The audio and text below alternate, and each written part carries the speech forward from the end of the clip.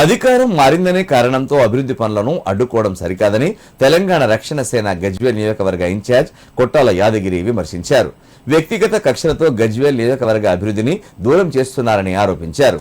తెలంగాణ ఉద్యమంలో పాల్గొన్న కార్యకర్తలు టీఆర్ఎస్ పార్టీలో చేరి పార్టీ వ్యవస్థాపకురాలు కవితకు అండగా నిలవాలని ఆయన పిలుపునిచ్చారు. సిద్దిపేట జిల్లా గజ్వేల్ నియోజకవర్గ బాధ్యతలు చేపట్టిన అనంతరం తొలిసారిగా గజ్వేల్ కు వచ్చిన కొట్టాల యాదగిరి డాక్టర్ బిఆర్ అంబేద్కర్ విగ్రహానికి పూలమాల వేసి నివాళులు అర్పించారు.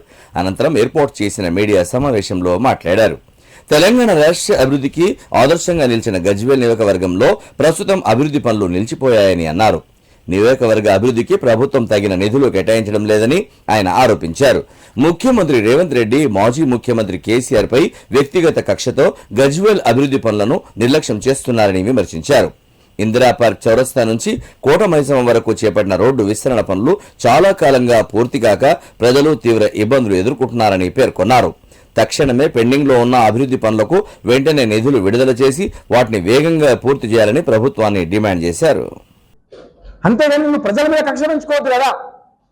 నువ్వు ఇంకొకటి వ్యక్తిగత విమర్శలు మానుకొని అభివృద్ధి వైపు చూడండి. మీరు కాంగ్రెస్ నాయకులంతా ఈరోజు ప్రభుత్వం మీది. ఖచ్చితంగా అభివృద్ధి వైపు చూసినట్టయితే ఈరోజు ఆగిపోయిన భవనాలు ఏదైతే ఉందో వాళ్ళు నిర్మాణం చేపట్టండి, దాన్ని కంప్లీట్ చేయండి. ఈరోజు గజ్వేల్లా నిజంగా అభివృద్ధి అనేది కుంటుపడిపోయింది.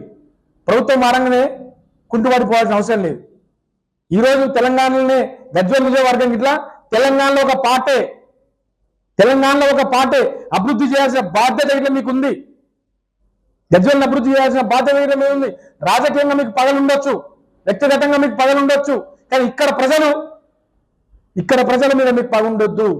ఇది తెలంగాణలో గజ్వేల్ నియోజకవర్గం ఇట్లా మీ పార్టీ కాబట్టి దీన్ని అభివృద్ధి చేయాల్సిన బాధ్యత ఇట్లా ప్రభుత్వం మీద ఉంటుంది. కాబట్టి ఇక్కడ ఆగిపోయిన పనులు, ఇప్పుడు నేను చెప్పిన పనులన్నీ ఆగిపోయినాయి, అవన్నీ కంప్లీట్ చేసిన బాధ్యత ఇట్లా ప్రభుత్వం మీద ఉంది.